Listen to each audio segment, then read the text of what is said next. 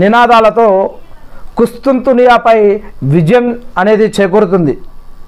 లా ఇలాహ ఇల్లల్లా వల్లాహు అక్బర్ అనే ఇలాంటి అనేక రకాల మరి తక్బీర్లతోటి ఆ యొక్క విజయం అనేది చేకూరుతూ ఉంటుంది. అంతేకాకుండా ముఆజ్ బిన్ జబల్ రదియల్లాహు గారి కథనం ప్రకారం ప్రవక్త ముహమ్మద్ సల్లల్లాహు అలైహి వసల్లం గారి యొక్క ప్రవచనం, బైతుల్ ముఖద్దస్ జనాభా విపరీతంగా పెరిగితే అక్కడ ప్రాపంచిక భోగవిలాసాల సాధనాలు చేరుతాయి. అప్పుడు అది మదీనా వినాశనానికి కారణమవుతుంది. ఎందుకంటే బైతుల్ ముఖద్దస్ అవిశ్వాసుల యూదుల వల్ల అభివృద్ధి చెందుతుంది. వీళ్ళు మదీనాను నాశనం చేద్దామని ప్రయత్నిస్తారు. యుద్ధాలు, పోరాటాలు కేవలం కల్లోలాలు, అలజడుల ద్వారా ప్రారంభమవుతాయి.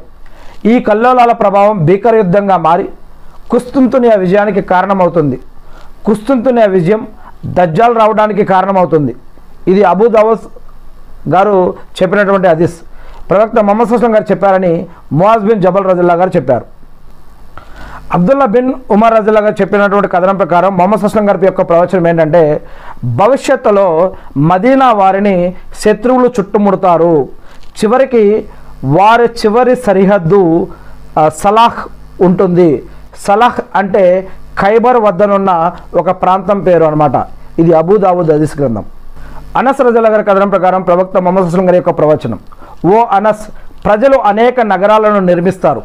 వాటిలో బస్రా అనే పట్టణం కూడా నిర్మించబడుతుంది. ఇది ప్రాపంచిక పరంగా అందంగా, నీవు అక్కడికి వెళ్ళే అవకాశం వస్తే కనుక అక్కడ శాశ్వతంగా ఉండటానికి వెళ్ళకూడదు.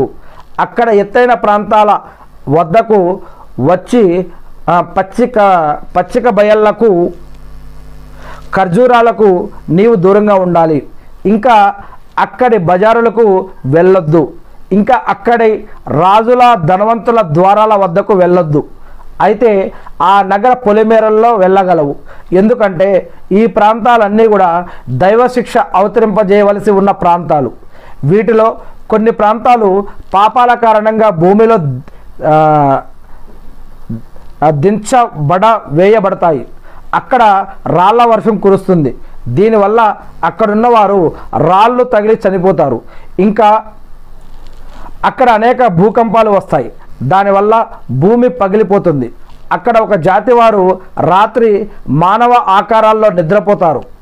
ఉదయం వారి యువకులను కోతులుగా, ముసలి వాళ్ళను పందులుగా మార్చివేయడం జరుగుతుంది అని, ఇలాంటి ఒక భవిష్యవాణి గురించి ప్రవక్త ముహమ్మద్ సల్లల్లాహు అలైహి వసల్లం గారు చెప్పారని అనస్ రదియల్లాహు గారి కథనం గురించి అబూ దావుద్ హదీస్ గ్రంథంలో మరియు మిస్కాతుల్ మసాబీహ్లో 5433 హదీస్లో 24లో ఈ యొక్క హదీస్ని